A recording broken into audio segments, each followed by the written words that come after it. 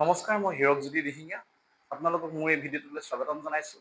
এই ভিডিঅ'টিৰ জৰিয়তে আমি বিভিন্ন ধৰণৰ কম্পিটিটিভ এক্সামত আহি থকা কোৱান্টিটিভ এপ্টিটিউড অথবা গাণিতিক যিবোৰ সমস্যা আছে, গাণিতিক সমস্যাৰ এটা প্ৰব্লেম আমি লৈ আহিছোঁ। তেনেকুৱা ধৰণৰ প্ৰব্লেম এটা আমি ডিছকাছ কৰিম। তো প্ৰব্লেমটো হ'ল যে প্ৰব্লেমছ অন ট্ৰেইন। এই ট্ৰেইন এখন যদি দলং এখন বা পুল এটাৰ ওপৰেদি যেতিয়া পাৰ হৈ যায়, সেই নিৰ্দিষ্ট সময়ছোৱাত বা ট্ৰেইনখনৰ দৈৰ্ঘ্যটো কিমান, তেনেধৰণৰ প্ৰশ্ন এটা আমি লৈ আহিছোঁ।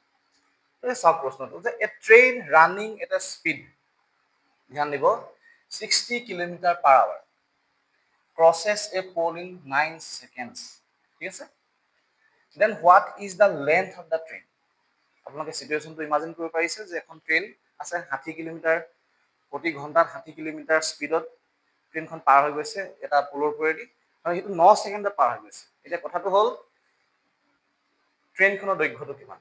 ইয়াতে আমাৰ ইনফৰ্মেশ্যন কি আছে যে স্পীডৰ কথা আছে, গতিকে ফৰ্মুলা স্পীডৰ ৰিলেটেড ফৰ্মুলাটো লাগিব, আৰু কিলোমিটাৰ পাৰ আৱাৰ আছে, লগতে ইন 9 ছেকেণ্ড। গতিকে এই যিটো আপোনাৰ আৱাৰ আছে, সেই আৱাৰ আৰু এইটো ছেকেণ্ড, গতিকে ইহঁতৰ এককবোৰ বেলেগ বেলেগ হৈ আছে। একক একে কৰিবৰ কাৰণে কিছুমান ফৰ্মুলা আছে। ধৰি লওক আমাৰ স্পীডৰ কাৰণে এটা ফৰ্মুলা আছে, আগতে আমি ক্লাছ 8ত পঢ়িছোঁ যে V equal to S by T. কাৰোবাৰ কাৰোবাৰ হয়তো মনত আছে, ভি মানে ইয়াত আমি কি কৈছোঁ, স্পীড বা ভেলচিটি, এছটোৱে ডিষ্টেঞ্চ বুজায়, টিটোৱে টাইম। আমাৰ কুৱেশ্যনটোত কি লাগে, what is the length of the train. Length মানে ডিষ্টেঞ্চৰ কথা আছে, গতিকে আমি ইয়াতে ফৰ্মুলাটো বনাই লওঁ যে distance equals to speed into time. সেইটো আমাক দৰকাৰ হ'ব এই কুৱেশ্যনটো চল্ভ কৰোঁ। লগতে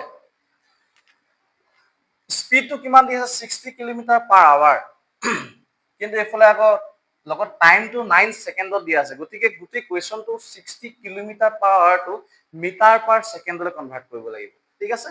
তাৰ কাৰণে দুটা ফৰ্মুলা আছে, এটা কিলোমিটাৰ পাৰ আৱাৰৰ পৰা মিটাৰ পাৰ ছেকেণ্ডলৈ, আৰু এটা মিটাৰ পাৰ ছেকেণ্ডৰ পৰা কিলোমিটাৰ পাৰ আৱাৰলৈ, ঠিক আছে। আমাক কিন্তু ইয়াতে এই কুৱেশ্যনটোৰ কাৰণে কিলোমিটাৰ পাৰ আৱাৰৰ পৰা মিটাৰ পাৰ ছেকেণ্ডলৈ কনভাৰ্ট কৰা মানে ফৰ্মুলাটো লাগিব। ধৰি লওক আমাৰ এটা ফৰ্মুলা আছে যে যিকোনো এটা kilometre per hour, suppose a kilometre per hour, 9 kilometre per hour, এইটো যদি আমি মিটাৰ পাৰ ছেকেণ্ডলৈ কনভাৰ্ট কৰিবলগীয়া হয়, 5/18 মিটাৰ পাৰ ছেকেণ্ড এনেধৰণে কনভাৰ্ট হৈ যাব। এ কিলোমিটাৰ পাৰ আৱাৰ থাকিলে মানে এ ইনটু 5/18 কৰি দিলে এইটো মিটাৰ পাৰ ছেকেণ্ডলৈ কনভাৰ্ট হৈ যাব। লগতে এই মিটাৰ পাৰ ছেকেণ্ডত যদি কুৱেশ্যনটো থাকে, আমাৰ যদি প্ৰয়োজন হৈছে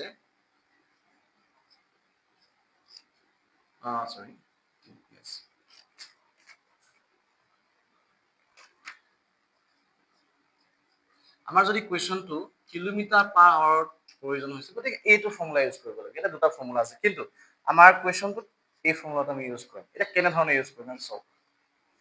এতিয়া দেখিবলৈ পাইছে যে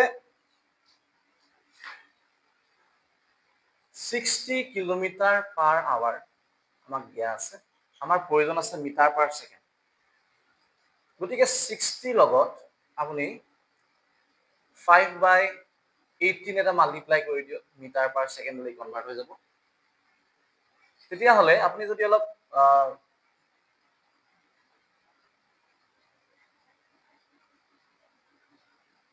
যদি কেনচেল আউট কৰে, তেতিয়াহ'লে দেখিব যে এইটো 50/3 মিটাৰ পাৰ ছেকেণ্ডলৈ কনভাৰ্ট হৈ গৈছে। এইটো কি হয়, ভেলচিটি, ঠিক আছে। আৰু কুৱেশ্যনটোত স্পীড বা ভেলচিটি দিয়া আছে, টাইম দিয়া আছে, ঠিক আছে। আৰু এণ্ড টাইমটো কিমান দিয়া আছে, 9 ছেকেণ্ড। আমাক প্ৰয়োজন কি আছিল, what is the length of the train, অৰ্থাৎ ডিষ্টেঞ্চ বা দূৰত্ব লাগিব। ডিষ্টেঞ্চৰ কাৰণে ফৰ্মুলা উলিয়াই থৈছোঁ, দেয়াৰফৰ length of the train equals to speed into time. Speed আমাৰ কিমান আছে, যিটো কিলোমিটাৰ পাৰ আৱাৰ আছিলে, মিটাৰ পাৰ ছেকেণ্ডলৈ কনভাৰ্ট কৰি দিওঁতে 50/3, এইটো এই বস্তুটো m/s এনেকৈ লিখে, মিটাৰ পাৰ ছেকেণ্ড। লগতে টাইম কিমান দিয়া আছে, 9 ছেকেণ্ড, বুজি পাইছে।